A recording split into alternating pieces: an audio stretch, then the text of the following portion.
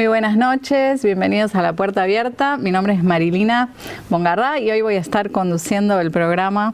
Les agradezco que estén del otro lado porque tenemos hoy un tema súper interesante que para mí vine muy contenta porque me encanta hablar de esto que se llama cultura y fe, ¿sí? Y se me acaba de salir. Ahí estamos. Y para hablar de cultura y fe tengo una invitada de lujo que les quiero presentar, que es la doctora Viviana Barrón. ¿Cómo andas, Vivi? Bien, todo bien. Muchas gracias por la invitación. No, gracias a vos por venir. En un otoño muy frío en la ciudad de Buenos Aires. Muy frío para esta época del año. Parece como que estuviéramos en junio, fin de junio. ¿Sos equipo frío, verano o invierno? Primavera. Está bien. Ni tanto ni tampoco. Ni tanto ni tampoco. Bueno, muy bien. Sí, yo soy team verano, pero 100%, así que esto no me gusta. Y salir de mi casa me cuesta venir al programa, que es tarde y es en vivo, acá en la ciudad de Buenos Aires. Pero hoy vine contenta porque me parece que es un tema que, bueno, a mí en particular me gusta. ¿Cómo se juntan o cómo se relacionan la cultura, ahora vamos a definir qué hablamos por cultura, y la fe, nuestra fe que tenemos y que la mayoría de nuestra audiencia tiene, y qué cosas le pertenecen a qué ámbito, ¿no? Y Viviana es doctora, es investigadora y es rectora del Seminario Internacional Teológico Bautista, lo dije bien. ¿Hace sí, cuánto perfecto. que estás ahí, Vivi? Y en realidad estoy ahí hace 25 años trabajando. Primero fui profe, después fui secretaria, después fui vicerrectora, ahora soy rectora este es mi 8º año. Wow, un montón. Sí. ¿Sos la primera mujer rectora del seminario? Soy la primera mujer, sí. ¿Y qué tal? La 10ª rectora. O sea, la primera mujer, pero 10ª. Claro, obviamente hubo otra. Y el seminario tiene como 112 años y han sido rectorados largos en general. Claro. No fuimos tantos los que hemos ocupado ese trabajo. No es como la presidencia que dos periodos y te tenés sí. que... No, en general ha habido algunos que, como Sidney Sowell, que duró, qué sé yo, casi 30 años en la rectora. Un montón. ¿Y vos te ves ahí? No sé si tanto. Dios dirá. Dios dirá. Mucho trabajo. ¿Y te gusta más enseñar o te gusta esto de la administración académica? Y por ahí la parte de gestión está buena porque uno es como que hace al clima para que se enseñe, ¿no? Claro. Entonces se puede ayudar mucho a los docentes que están enseñando. Y enseñar me gusta. Yo sigo trabajando en la universidad y en el seminario doy alguna materia. Okay. Entonces no dejo mi lado de estar enseñando, que me encanta. Claro. Pero después de tantos años de enseñanza, creo que uno empieza a valorar un poco más lo que es la gestión y todo lo que se puede hacer o no, de acuerdo a las personas porque que están puede facilitar mucho o complicarle la vida a todo el mundo. Bueno, yo trato de facilitar. Y doy fe porque, bueno, he estado en el seminario y tengo muchos conocidos que estudian ahí y les encanta, así que, bueno, felicitaciones por la gestión, que sea por muchos años. Y en tus trabajos de investigación, ¿qué temas te gustan? Es decir, vos que sos, además de, bueno, sos doctora ¿en qué? En Ciencias Sociales, de la Universidad de Buenos Aires. Y en las investigaciones que fui haciendo a nivel de posgrado y eso en la universidad, siempre trabajé con un interés en la cuestión pastoral, ¿no? Sobre todo pastoral de nuevas generaciones, es como lo que más me gustó investigar, ¿viste? Temas vinculados a juventud, niñez. Y a lo largo del trabajo de esos temas, mirándolo desde las ciencias sociales, me interesó mucho ver esta relación entre la fe y el ambiente en el que uno está, y las cuestiones sociales, las creencias, y cómo se a veces eso va junto, a veces va en contra, ¿no? A veces colabora, a veces complica, y bueno, verlo en diferentes temas. Buenísimo. ¿Y cómo definir? Es decir, hablamos de cultura, hablamos de fe, pero ¿cómo definimos cultura? ¿De qué estamos hablando cuando hablamos de cultura? Bueno, a mí me gusta el enfoque de cultura, de las teorías culturales más recientes, que no toman... Antiguamente se tomaba la cultura como algo que se tenía o no, ¿viste? Por ejemplo, yo tengo un doctorado, soy reculta, ¿no? Como una cuestión de acumulación de conocimiento, sobre todo el ambiente académico. O la cultura general. Claro, como la cultura, algo que se aprende, claro, ¿no? En los últimos años hay muchos estudios culturales que toman más la cultura como el ambiente en el que uno desarrolla su vida, ¿no? Entendiendo más como el mundo de la vida que tenemos, las cosas en las que creemos, la manera en que valoramos los temas, la forma en la que transitamos nuestra vida, ¿no? ¿Son dos maneras de ver la cultura o son como dos sentidos diferentes de la misma palabra? Y yo creo que se pueden ver como sentidos distintos, porque todavía hay gente que dice, ay, qué culta esa persona, ¿no? Claro. Todavía en el sentido común se usa mucho. Y existe esto, es decir, hay gente que es, o no existe, hay gente que es más culta. Uy, Sí. ya empezamos. Si hablas con alguien de teoría cultural, te va a decir, no, es un uso equivocado de la palabra. Pero en realidad sí, en el sentido común se usa mucho todavía esa cuestión. Hay como saberes que están como más arriba. Claro, ¿no? como la que música eso clásica es mejor claro, que eso es el cultura rap, y la bueno. cumbia villera no. Claro. Digamos, desde esa mirada, ¿no? Pero acá estamos hablando que no, que cultura es todo. Claro, lo que hace a la forma en que vivimos, que es como nuestro mundo de la vida es algo que uno está acostumbrado, o sea, ni te das cuenta que es distinto a otras culturas, salvo que tengas la posibilidad de, por ejemplo, viajar a un lugar muy diferente. Entonces ahí te das cuenta que hay un montón de cosas cotidianas que para uno son así y que en otro lugar son totalmente distintas, ¿no? Claro, y ahí empezás a tener cierta reflexión. Por ahí sirve pensar en cultura como cuando pensamos en la cultura de una etnia o de un grupo, un pueblo que es tan diferente. Claro. Y bueno, esta es su cultura, estas son sus danzas, estas son sus... Y a veces pensamos, bueno, son culturas un poquito más cerradas, son del otro, pero nosotros también tenemos cultura. Claro, y cosas que son nuestras normas que son... para otros son raras. A ver, demos un par de ejemplos. Y por ejemplo, tomar mate. Claro. ¿No? Eso para nosotros es algo tan común y en otros países es como qué asco tomar mate con alguien que acabas de ver y le pasas la bombilla, ¿no? Es como Claro. algo que suena como antihigiénico, raro. Sí, sí, sí. Y para nosotros es re común. Claro, pero el mate es como un casi icónico, ¿no? De nuestra cultura. El argentino toma mate y come asado. ¿Hay alguna cosa como un poquito más, no tan obvia? ¿Algún ejemplo? Por ahí creo que un ejemplo puede ser nuestra valoración del tiempo con los otros, ¿no? Para nosotros no es perder tiempo estar 2 horas antes de comer conversando. Claro. Por ahí encima si se hace un Antes asado y que también es muy icónico, pero digo, o lo que sea, que se cocina, capaz que ni se cocina, o sea, más un delivery, pero te quedás un buen rato antes de comer charlando y comés charlando y terminás de comer y te quedás charlando. Porque lo importante es la charla. A mí me costó mucho, yo viví muchos años en Asia, donde lo importante es la comida, no la charla. Y entonces ellos tienen esta costumbre de abrir sus casas, ¿no? Entonces todo festejo, Navidad, Año Nuevo, Pascua, Ramadán, todo abren su casa, los musulmanes si es Ramadán, los cristianos si es Pascua, y vos tenés que ir a comer. Y claro, nosotros, mentalidad argentina, nos instalábamos ahí a charlar y la gente no venía a charlar con nosotros, iba a cocinar. Qué raro, por ahí te ponían la tele. Y nosotros nos quedamos un montón hasta que en algún momento nos cayó la ficha que ellos lo que querían era darte de comer y que te vayas rápido porque venía otro que le tenían que dar de comer. Y ese tan diferente y cómo claro, costó. y compartir eso y no compartir la conversación. No, la conversación. Es más, a veces ni lo veías al que ibas a visitar, pero te daban lo mejor que tenían de comer y en reversa, cuando venían a mi casa, a mí me costaba también. Digo, ¿ahora qué hago? Tengo que hacer algo rico de comer porque no querían charlar conmigo, querían venir una buena a comer, comida, claro. Y una de las cosas que más lamento es que la cocina no es lo mío. Entonces ahí estamos No sé por qué fui a Asia, pero bueno, entonces tenemos la cultura, esta cultura un poco que a veces no nos damos cuenta, pero que son normas que un poco nos atan, ¿no? Como esta que hablamos, yo me acuerdo, o por ejemplo, cuando recibimos un regalo, yo una vez hice como un estudio antropológico de esto, porque en Asia no se abren los regalos y acá si no abrís un regalo cuando te lo dan es como una mala educación. Una mala educación total. Y bueno, que son cosas culturales que no dan ni buena, ni está mal de abrir el regalo, ni no abrirlo, hace ¿no? una costumbre que tiene un sentido de añares, ¿no? Cosas que uno va aprendiendo cuando crece, que son correctas, digamos, en el ambiente en el que uno crece, se hacen así, claro. Y ni te lo planteas. Y hay algunas de esas cosas, hay algunas que están buenas y otras que están malas, unas que son pecado y otras que no, ¿o cómo lo ves vos? Y yo creo que a veces sí corremos el riesgo de por costumbre cultural hacer cosas que no están bien, ¿no? Que pueden ser dañosas para otro, por ejemplo.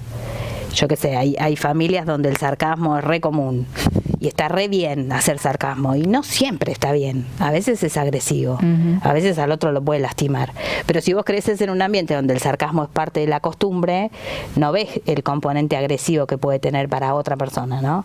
Claro. Entonces ahí a veces, si uno no es sensible al impacto que produce en otro, que a lo mejor no viene de otro país, viene de otra familia, donde no hay sarcasmo, claro. ¿no?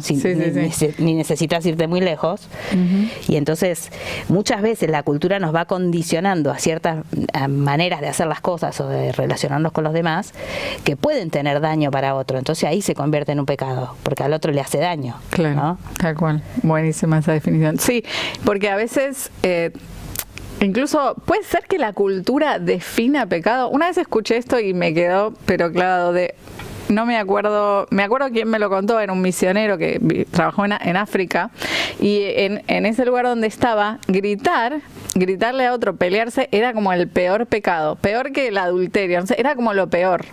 Entonces cuando el misionero por ahí tenía una discusión, no sé, un misionero estadounidense o europeo, donde tener una discusión fuerte es común de todos los días, claro, pero eran los peores pecadores, ¿no? Puede ser que la cultura incluso defina de alguna manera qué vemos como pecado y qué vemos como que está bien.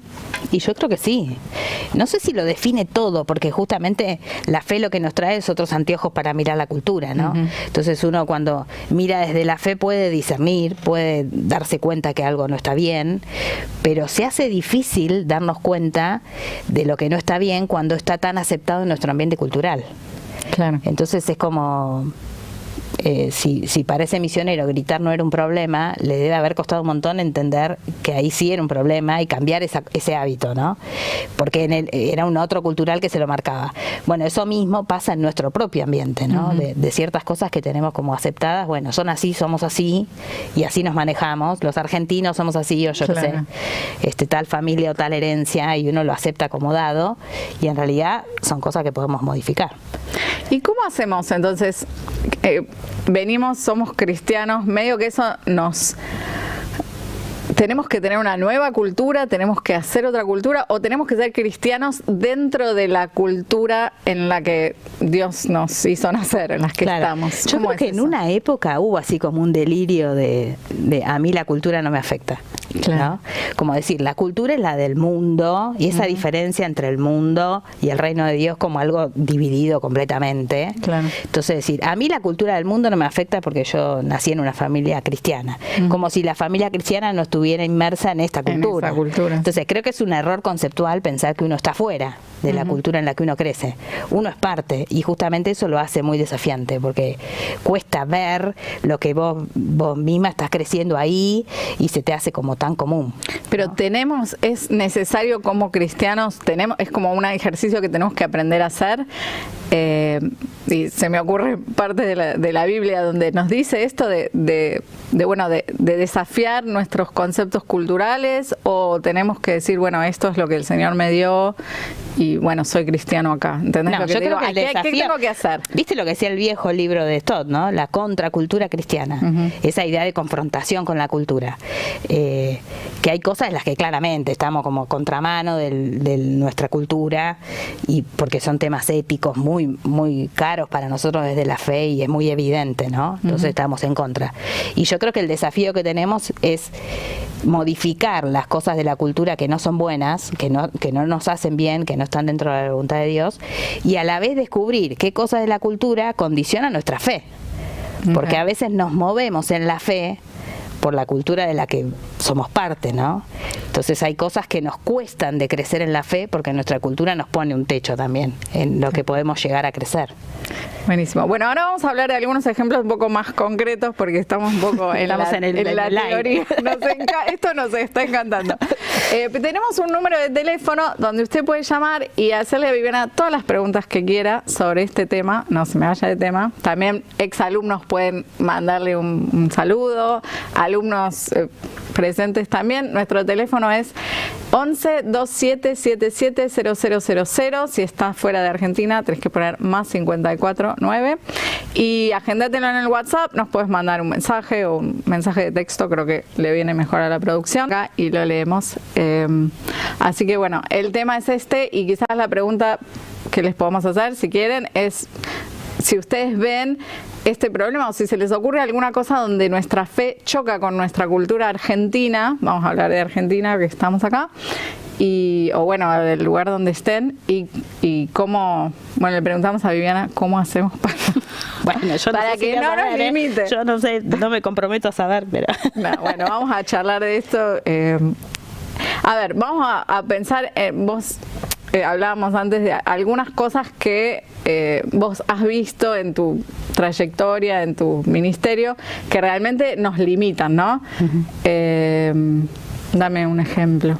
Bueno, creo que un ejemplo bien argentino es la cuestión del liderazgo de caudillos, ¿no? Que nosotros lo tenemos desde el origen de la nación, esas Quiroga. figuras, claro, esas figuras, viste, de personajes destacados que fueron los que de alguna manera se llevaban los laureles de las victorias o las pedradas de las derrotas, y eran los que estaban poniendo el rostro a una movida que siempre los excedió. Porque no es que era el caudillo solo, el caudillo tenía sus milicias, sus seguidores, digamos, sus gauchos, yo qué sé, los que lo seguían. Claro. No estaba solo nunca, pero era como la cara visible y el nombre que se le ponía a esa movida, ¿no? Y creo que ese estilo de caudillismo quedó muy impregnado en nuestra cultura, y es como que si uno es un buen líder tenés que ser famoso, ¿no? Te tienen que conocer, que esté tu foto, que sea tu nombre, que esté, no sé, en las marquesinas tu imagen, como una cosa muy de destacar un personalismo, ¿no? Claro. En el liderazgo. Que si uno es un buen líder, sos vos, ¿no? Como los caudillos. Tenés que todo pasa por el líder, ¿no? Que si a veces querés tomar la decisión, no, pero le tengo que... Oh, y es como una figura muy, muy poderosa en cierto sentido en lo que es el ministerio. Y hay como una cosa de decir, bueno, si vos sos un buen líder tenés que llegar ahí, pero ese es un ideal cultural, no es bíblico. Digamos, si uno va a los modelos bíblicos de liderazgo, no sé, pensá en Jesús diciéndole a los discípulos, entre ustedes no será así, porque el que quiere ser mayor tiene que ser el que sirve, ¿no? Es totalmente contrario a la idea del caudillo famoso con los laureles, los aplausos y el primer lugar. Es muy distinto el enfoque que Jesús plantea para el liderazgo, y sin embargo a nosotros culturalmente nos cuesta aceptar eso, porque un buen líder es el que es el caudillo, ¿viste? Como que culturalmente hay esa arenga a destacar a cierta persona. Y entonces cuando uno está liderando, también la gente te empuja hacia ahí. Claro. O sea, a mí me ha pasado, en la iglesia que pastoreamos con mi esposo, yo soy muy que me gusta hacer de todo un poco, ¿no? Entonces ponerle, qué sé yo, ponerme a limpiar el patio. No, pastora, usted no limpie, porque usted es la pastora.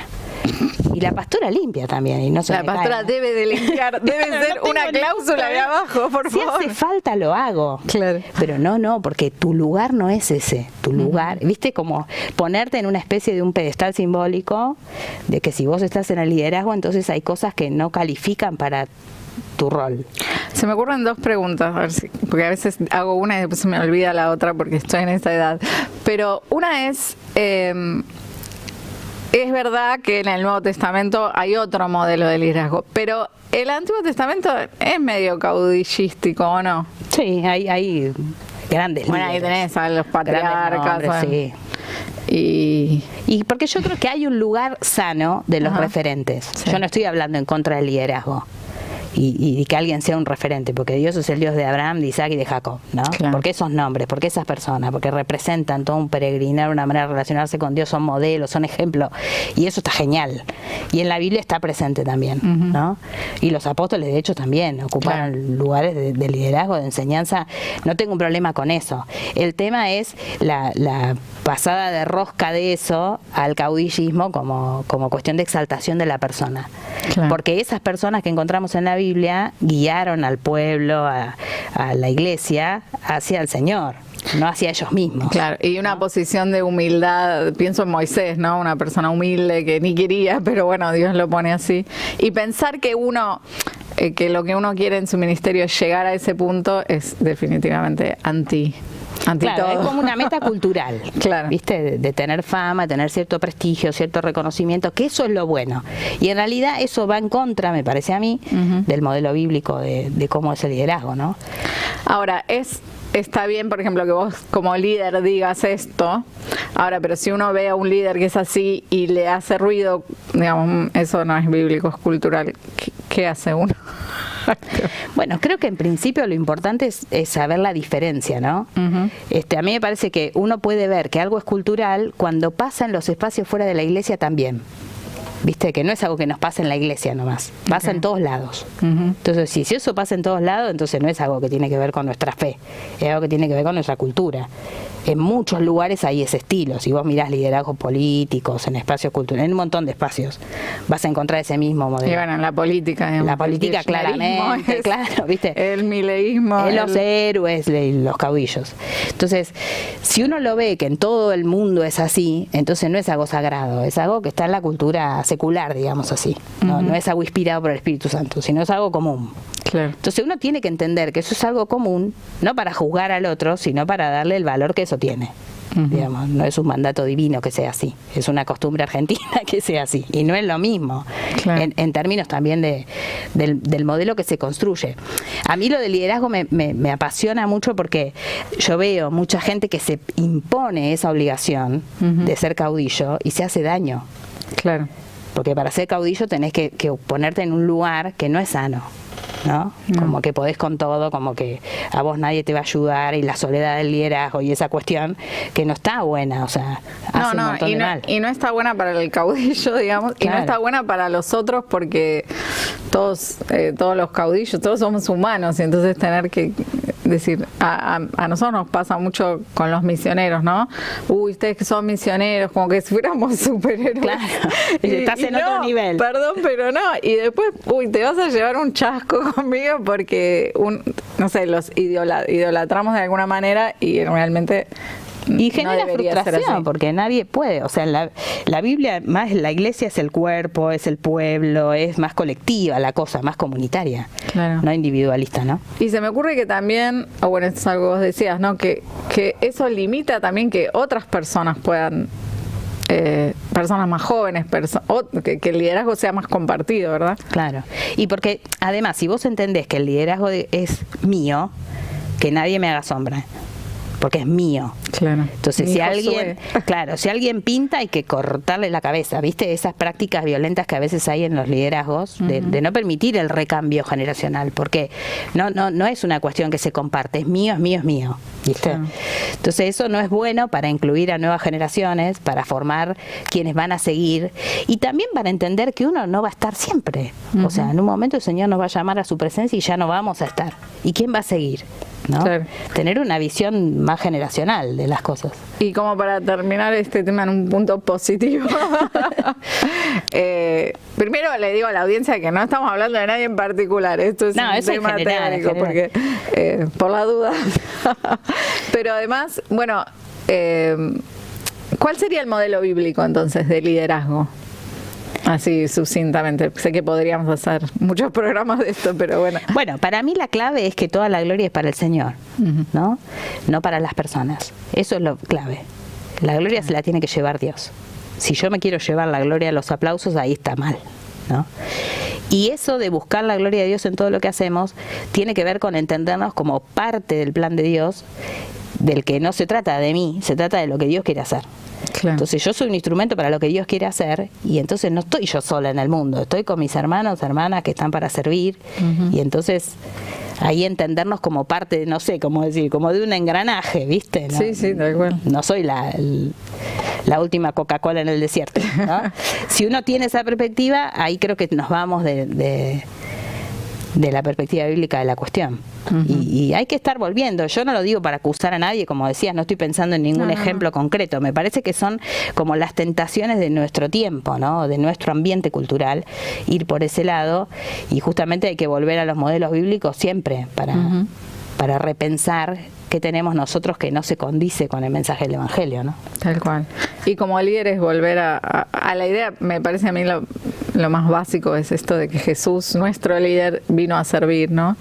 Y creo que mientras estemos sirviendo, a veces uno no puede evitar el reconocimiento del otro. Bueno, la doctora es rector, yo qué sé, como que la gente te va a reconocer, pero siempre guardar, ¿no?, nuestro corazón en el lugar correcto, de servicio, de humildad. Claro. Creo que Sí, que no se trata de nosotros, ¿no? Claro. A mí me encantan las palabras de Juan, eso de que se trata de que él crezca y que yo mengüe. Me parece que ese es el punto, ¿no? De que el que crezca sea el reino de Dios y no mi prestigio, mi nombre o lo que fuese, la tentación que cada uno pueda tener. Y es como una tentación también, debe ser, no sé, yo no sé, no tengo mucho prestigio, pero digo, debe ser ahí. Sí, yo creo que es como algo, viste, que por ahí la gente también lo empuja, o el ambiente por ahí te puede llegar a llevar por ahí. Hay que cuidar mucho el corazón de uno, ¿no? En cualquier lugar donde uno esté sirviendo, porque cualquiera se la puede creer y caer en esa trampa, ¿no? Claro. Tengo una pregunta de alguien que nos está mirando. Bueno, primero nos escribe Fernando de Cava y dice, como dice la palabra, vivimos en el mundo, pero no pertenecemos a él. Mientras un creyente sepa los límites y discernir, todo va a estar bien.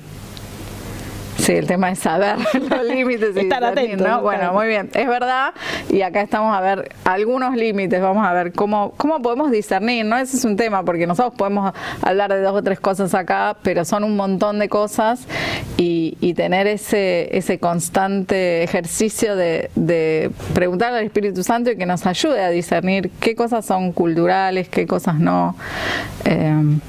Bueno, ahí después vamos a seguir hablando. Pregunta Horacio de Mataderos, ¿la palabra del líder, la palabra líder, es bíblica? No, porque en los idiomas originales no está. No hay. Pero sí está el concepto de alguien que lleva adelante, porque uno podría pensar en Moisés. ¿Qué nombre le pondríamos hoy a lo que él hacía? Y lideraba. Claro. ¿No? Lo que Dios le dice es que guía al pueblo, no le dice lidera, pero sería la misma idea, aunque el término no esté. Claro.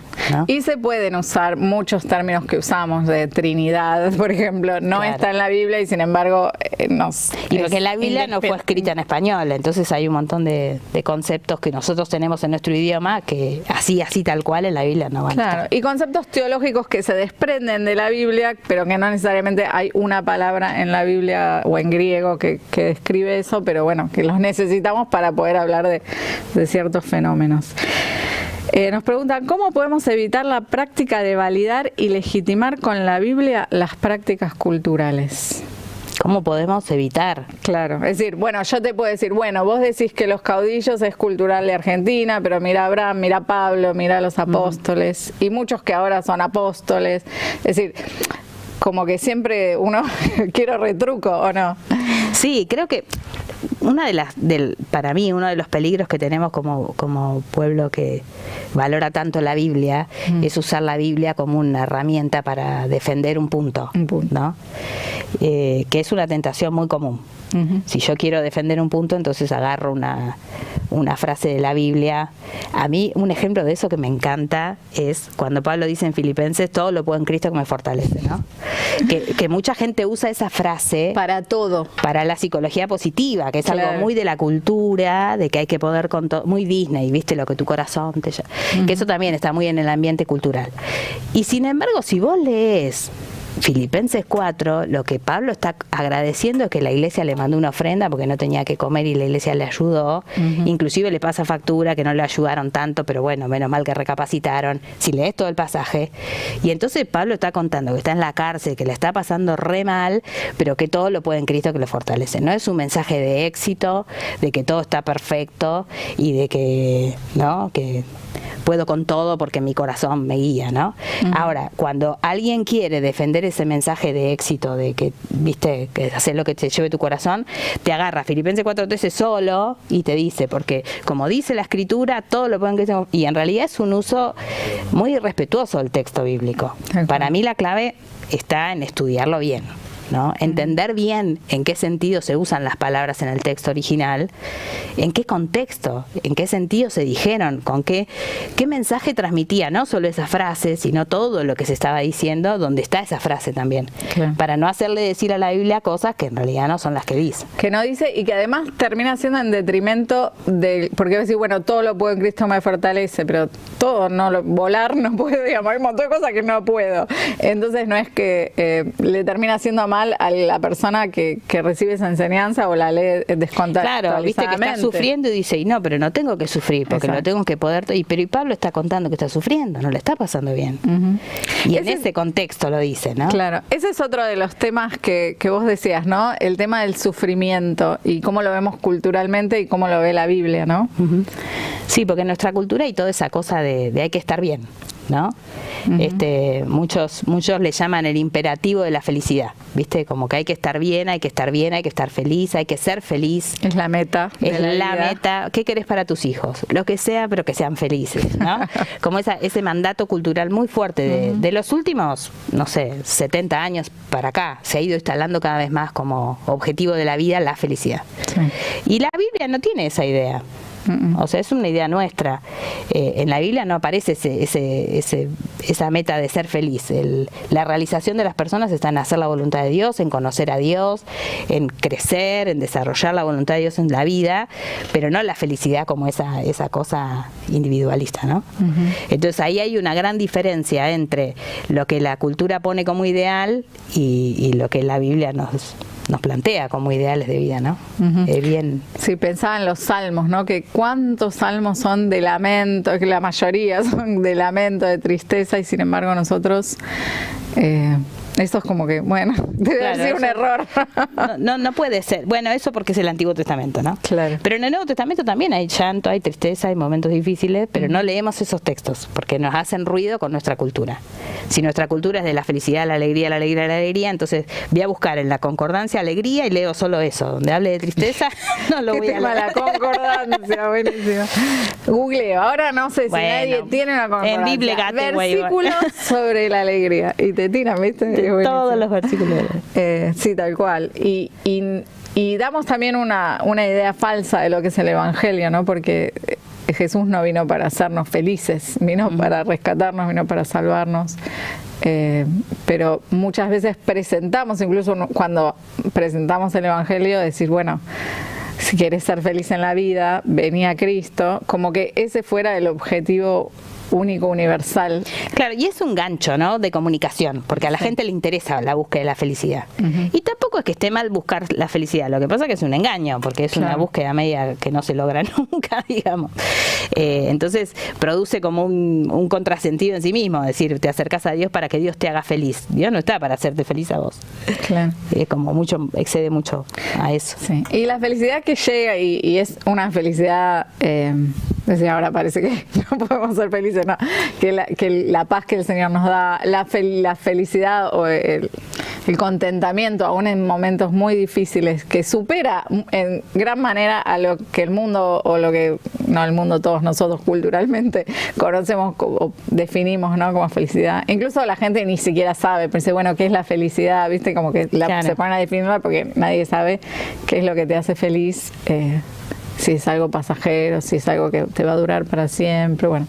A mí siempre me impresionaba de esta mujer que enseñaba a ordenar las cosas de la casa, que decía que agarres la ropa y te preguntes, ¿me hace feliz? O sea, ¿cómo te va a hacer feliz una ropa? Es como muy, ¿no? Claro, bueno, claro. Es y una si no te hace hueca. feliz, lo tirás. Claro. Esto me parece como tremendo. ¿Cómo vas a tirar todo? No queda nadie en mi casa, digamos. ¿Viste? Como la meta de la felicidad, como el sentido de la vida pasa por ahí. Y llevado a lo más concreto, que es tipo tu casa, los platos que tenés en la cocina, digamos. Claro, es muy rico. Lo que ves todos los días. Y bueno, creo que ahí tenés un ejemplo bien claro de ese sinsentido, ¿no? De buscar en la Biblia algo que tiene que ver con un clima de época. Sí, me voy a meter en... Este programa es medio... No sé, me van a echar después. No, pero me parece que hay mucho... a mí me pasó esto cuando yo viví mucho tiempo afuera, y una vuelta cuando volví me di cuenta que todo el mundo iba al psicólogo, por ejemplo. Y donde yo vivía en Asia, había un solo psicólogo para toda la provincia. Es decir, necesitábamos realmente psicólogos porque había un montón de necesidades de salud mental que nadie las podía abordar porque no existe el concepto casi. Es como muy moderno. Y acá como que nos vamos para otro lado, y a veces me parece como que es tan difícil, ¿no? Decir, bueno, esto es bíblico, esto es psicología. Es decir, ¿qué te Dame tu opinión. Mi opinión. Bueno, yo creo que está buenísimo tener psicólogos que entiendan cómo funciona nuestra mente y nos ayuden a desenmarañar cuando nos enredamos. Lo que sí creo que a veces el psicólogo sí ocupa, si no está bien llevada la atención psicológica, puede ocupar un lugar muy de muleta, ¿viste? Que toda tu vida tenga que estar yendo al psicólogo y nunca puedas resolver por vos misma las cosas, sino siempre tener que ir a ver al psicólogo. Que si cuando se dan esas relaciones de dependencia no está bueno. Y hay mucha gente que cae en eso, ¿viste? Como en una dependencia permanente, de no tomar decisión hasta que el psicólogo le diga. Entonces ahí se vuelve como una cosa de inmadurez, ¿no? Claro.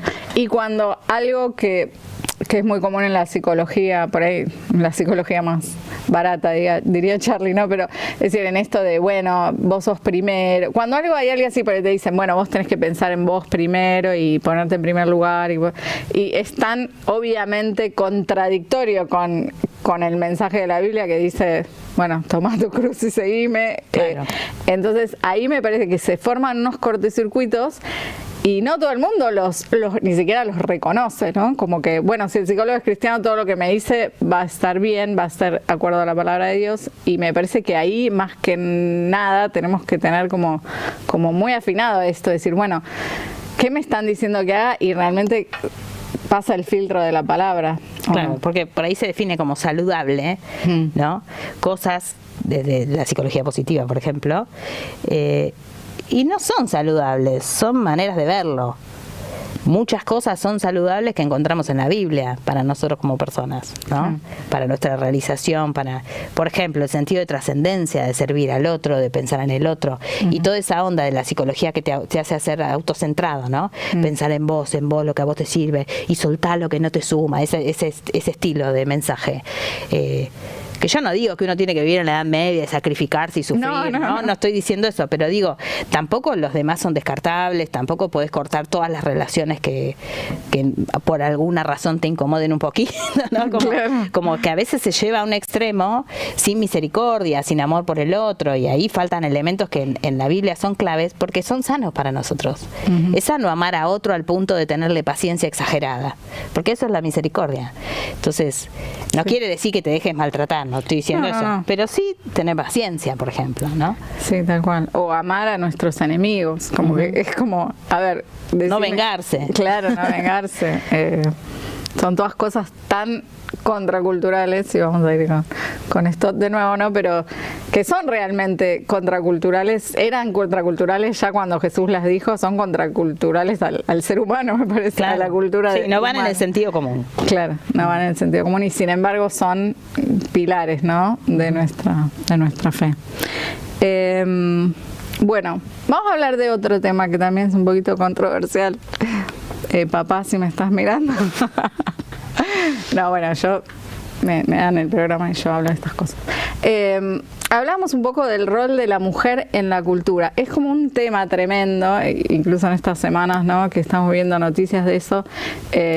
Y bueno, cómo se posiciona la mujer, el feminismo, cómo se es vista la mujer en la iglesia todavía, la idea esta de patriarcado redefinido como es ahora. ¿Cómo lo ves vos? Bueno, yo creo que hay como en nuestra cultura hay posiciones muy extremas de resistencia a ciertas cosas que son aceptadas culturalmente, ¿no? Por ejemplo, el feminismo más radical, que se planta con esta idea de un patriarcado, que es una lectura muy estructuralista de la cultura, ¿no? Como que el patriarcado es una estructura de sentido que nos aplasta y que uno no puede ir en contra de eso, y que elimina totalmente los matices, ¿no? En algunos autores que yo he leído al menos me resulta muy chocante, porque es como, viste, como que el patriarcado fuera todopoderoso, de no sé, la explicación que se hace a veces de ese concepto es bastante avasallante a las posibilidades de decisiones que tenemos las personas, ¿no? Entonces todo se explica por eso. No sé si explica tanto, qué sé yo, tengo mis reservas conceptuales, ¿no? Pero sí creo que en nuestra cultura ha habido, digamos, históricamente una subestimación de las posibilidades de las mujeres, ¿no? Y en eso, en la Biblia, no lo encontramos así en muchos ejemplos. Sobre todo en la iglesia primitiva hubo mujeres que tuvieron lugares muy importantes para la vida de la iglesia, ¿no? A las que Dios movió a hacer cosas que fueron súper importantes para el crecimiento de la iglesia en el origen, que uno lo ve en el libro de los Hechos, por ejemplo. ejemplo, o las mujeres que estaban con Jesús y todo, que a veces, si uno viene de una cultura con mucho machismo, vas al texto bíblico y vamos a obviar a Lidia, a Dorcas, a Priscila, vamos a obviarlas porque nos molestan, porque nos hace ruido con nuestro marco cultural que dice que las mujeres no pueden, ¿no? Entonces uno va al texto bíblico y hagamos de cuenta que eso no está ahí, porque me choca porque yo entiendo que no podría ser así, pero en el texto bíblico está, ¿no? Porque Dios usó a mujeres siempre. Pero también porque choca con algunas otras partes del mismo texto bíblico, ¿no? O al menos eso es lo que en mi rama se escucha, ¿no? Porque tenés a Dorcas, bueno, tenés estas mujeres que vos mencionás, y también tenés la mujer calle, o bueno, otras cosas ahí que hablan de la mujer más específicamente, y como que se selecciona uno sobre otro de todas maneras. Claro, porque viste, donde dice que la mujer calle, también dice que la mujer se va a salvar engendrando hijos. Y nosotros no sostenemos esa idea, nosotros creemos que nos salvamos por la fe de Jesús, porque fuimos entendiendo todo el mensaje de la Biblia, ¿no? Entonces, si uno agarra ese pasaje y dice, la mujer se salva engendrando hijos, no, pero eso hay que leerlo en el contexto del mensaje del Evangelio, que dice que nos salvamos por la fe, ¿no? Y la salvación viene por gracia, por la fe, lo entendemos, y bueno, toda nuestra teología de la salvación no se va a agarrar de ese versículo. Pero cuando hablamos de la participación de mujer en la iglesia, agarramos un par de versículos antes y nos quedamos solo con eso. Claro. Es un tema cultural, es un tema de cómo lo vemos, cómo extraemos del texto cosas que pegan con nuestro ambiente cultural y nos son más cómodas, ¿no? Claro. Porque en el mismo Corintios habla, qué sé yo, del trato a los esclavos, y ninguno de nosotros va a decir, bueno, ahora hay que tener esclavos, porque la Biblia dice, no, eso porque en aquel entonces había esclavitud, entonces lo diferente era tratarlos bien. Claro. Pero eso no quiere decir que hay que tener esclavos, ¿no? Entonces creo que hay muchos detalles del texto que a veces nos agarramos de un pedacito justamente para justificar que culturalmente nos es más amigable, y no nos animamos a pensarlo un poco más, ¿no? Por ahí. Sin irnos a posiciones revanchistas ni de bronca, porque creo que también muchas veces la lectura a veces de algunas mujeres que están enojadas por algunas cosas puede ir en contra de ir a fondo con lo que la Biblia enseña, ¿no?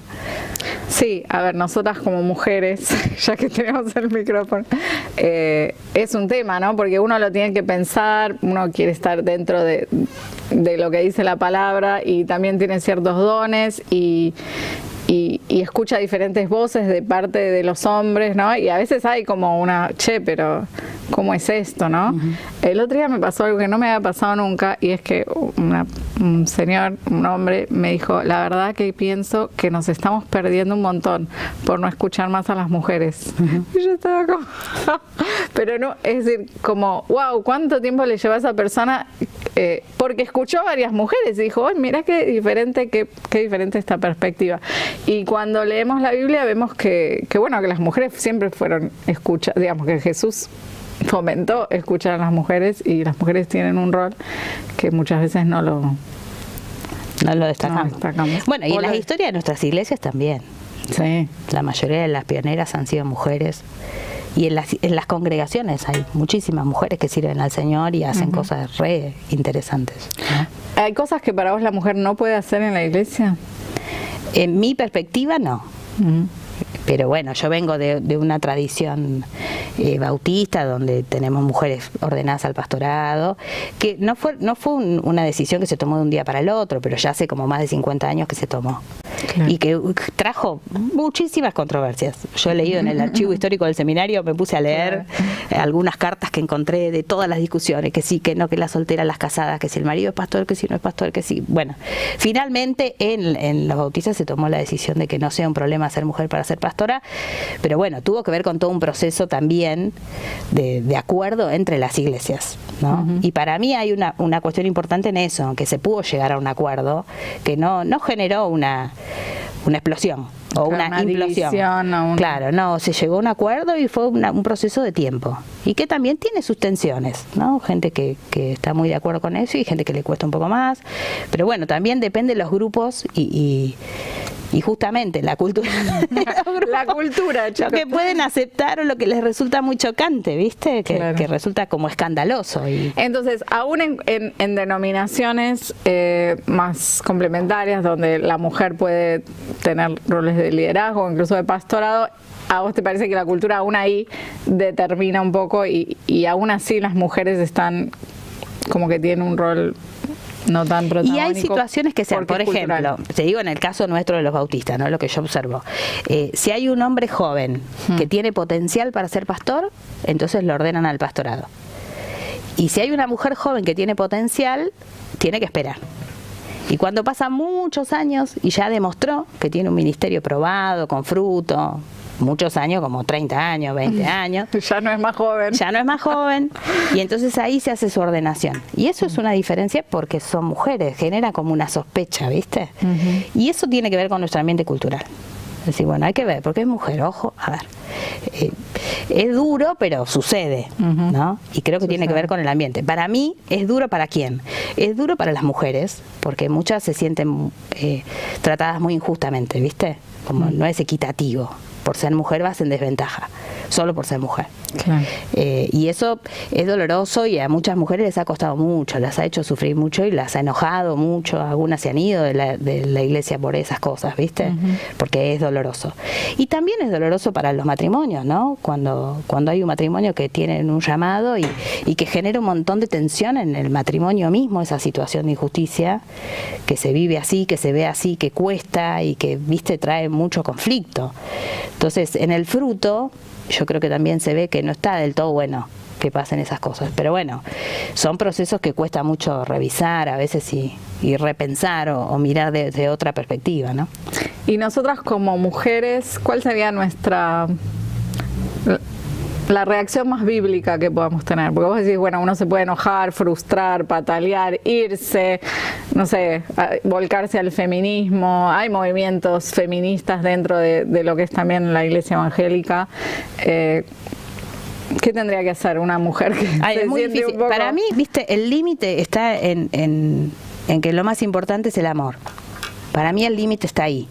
No llenarse de odio, de enojo, de revancha. Creo que ahí hay un peligro grande para las mujeres, porque muchas mujeres se amargan. Que somos de amargarnos.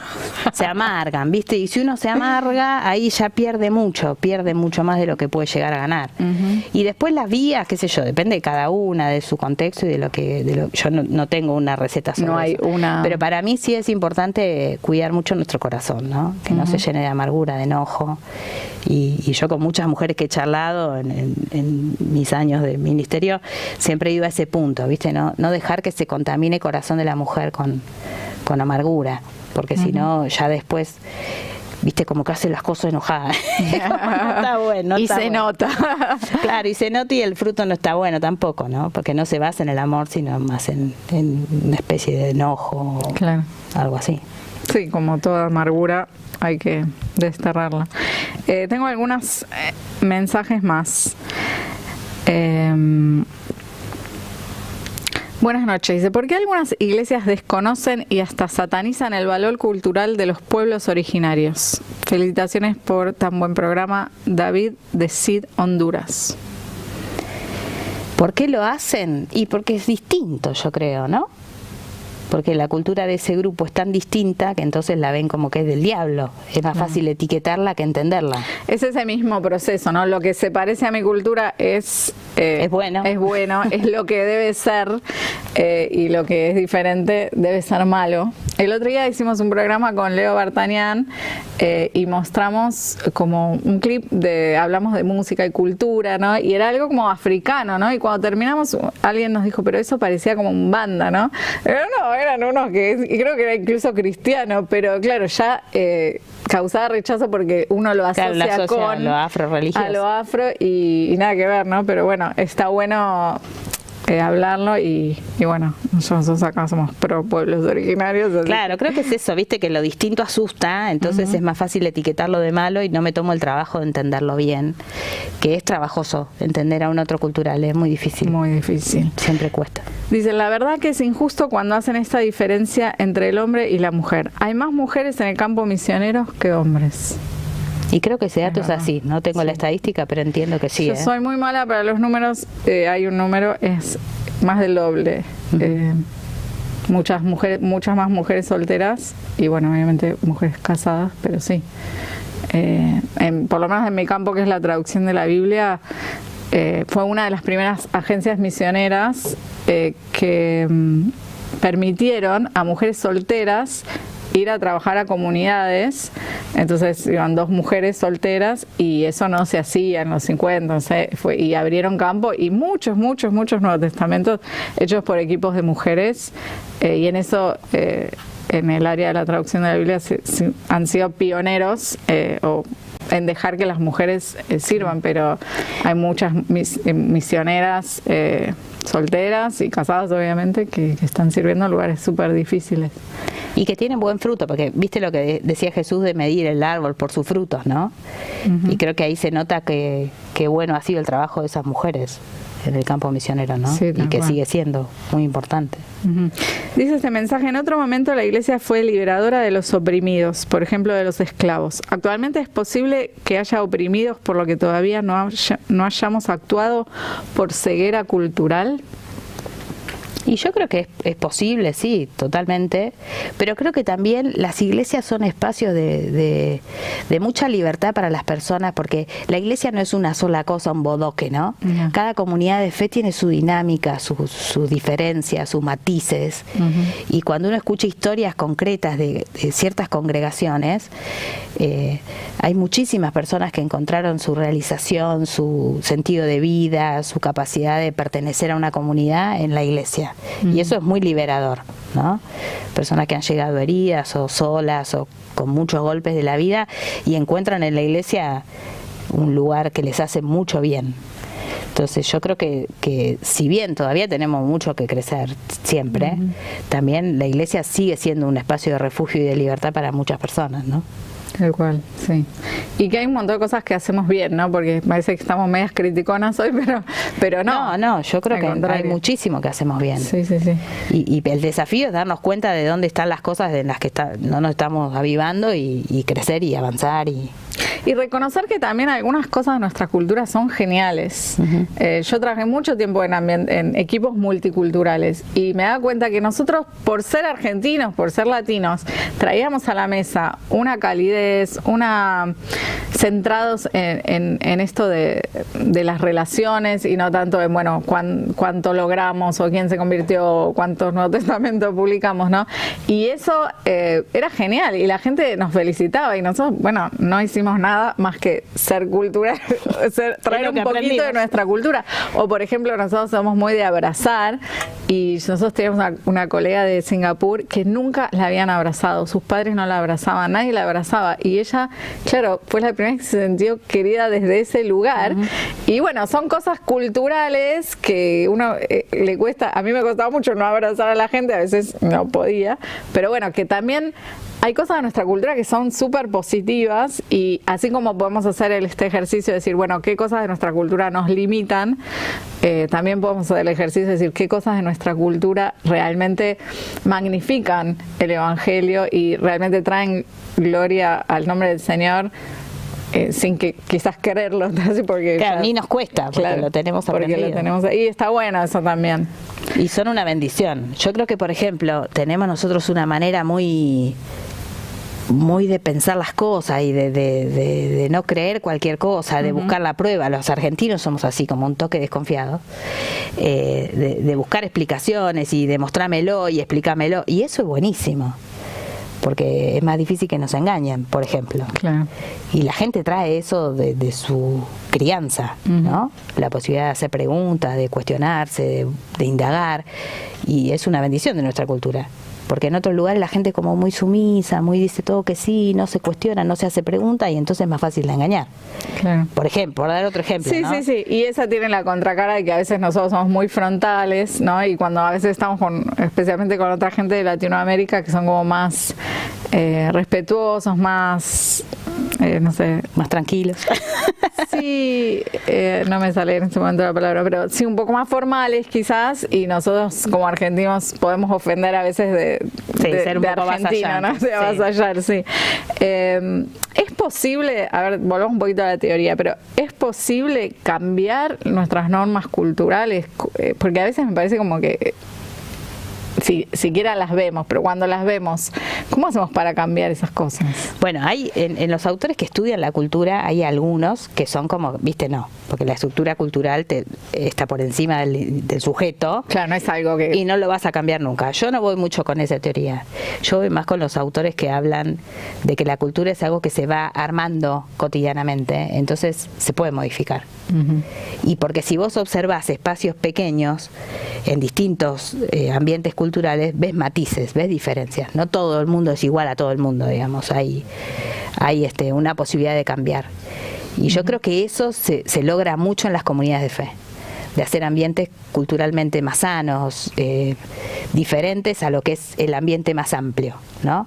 Yo que sé, en este tiempo la gente anda toda media alterada, con mucha hostilidad, muchos malos modos, viste que en general. Sí. Bueno, nuestras iglesias no son así, en general hay un ambiente de calidez, de cariño, que el que viene de afuera se queda como, ¿y por qué se tratan tan bien? Claro, sí, no hay... y lo cambiamos, y cambiamos el ambiente, ¿no? Creo que tenemos esa posibilidad. Desde lo conceptual estoy más con esa idea de la agencia del sujeto para modificar la cultura, que bueno, tiene sus referentes teóricos, pero creo que también tiene que ver con una comprensión de la obra del Espíritu Santo en nosotros, ¿no? Como sus hijos e hijas, que Dios obra en nosotros y nos produce un fruto distinto al que la cultura produce en las personas que no lo conocen. Entonces eso se va a notar y se tiene que ir notando cada vez más, ¿no? Y que tenemos también ese mandato de transformar nuestra manera de pensar, ¿no? Que a veces no lo vemos como una tarea a hacer, pero que es algo que podemos seguir reflexionando, y ojalá que este programa haya servido para eso, ¿no? Para que digamos, bueno, a ver qué cosas... me parece que es lo más difícil, ¿no? Empezar a reconocer esas cosas y tener la valentía de decir, bueno, primero en lo personal, ¿no? Porque uno puede ir, bueno, voy a cambiar la iglesia y no, tiene que empezar, creo yo, por uno, ¿no? Y dejar que el Espíritu Santo también nos vaya mostrando, bueno, esto, mira acá lo que dice la palabra, no es tan así. Y bueno, tener este tipo de diálogos, ¿no? Entre líderes, entre cristianos, cuando nos juntamos, y ver, ¿esto es realmente cultural o es algo que realmente dice la palabra y tenemos que hacer, ¿no? Claro. Si es inspirado o es aprendido de la cultura, ¿no? Aprender a distinguir y yo creo que el Espíritu Santo siempre está ahí inquietándonos. Cuando hay algo que no cierra, uno lo siente, el Espíritu Santo te hace dar cuenta que eso te hace como un ruido, ¿viste? Sí. Y bueno, estar atentos en eso, a lo que Dios nos va mostrando. Y cuando porque a veces también vemos como eso en lo personal, ¿no? Bueno, yo siento que el Espíritu Santo, pero cuando esa obra del Espíritu Santo pasa a nivel más comunitario, ¿no? Ahí creo que es genial, ¿no? Porque cuando uno ve que no es uno solo, sino que es un sentir que algo que está pasando en este grupo, que necesitamos cambiar, qué lindo es eso, cuando el Espíritu Santo va trabajando en otras personas también, y bueno... Y confirma también lo que cada uno siente, en que los demás están sintiendo lo mismo, ¿no? Y entonces no es que uno tiene que luchar por cambiar la cultura, sino que bueno, es como toda la palabra, ¿no? Seguir al Espíritu, escuchar la voz del Maestro y bueno, ir cambiando. Y que es un proceso que nos va a llevar toda la vida, ¿no? Porque la cultura va a estar con nosotros, las cuestiones culturales van cambiando porque no son los mismos temas que teníamos nosotras cuando éramos chicas, y que yo tengo hijos adolescentes, otra realidad, otros temas culturales, otras luchas que ellos tienen que vivir, y bueno, también está bueno eso, verlo en lo generacional. A veces nos parece que nuestra cultura generacional era mejor, todo tiempo pasado fue mejor, y no es así, ¿no? Ver lo bueno y lo difícil. Bueno, se nos acabó el programa, Vivi. Podríamos Hablamos seguir. Un montón. Nos faltan temas. Ay. Así que bueno, muchísimas gracias por venir.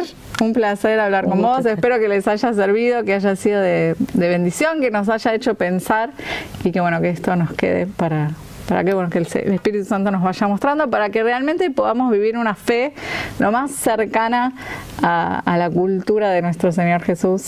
Bueno, muchísimas gracias por estar del otro lado.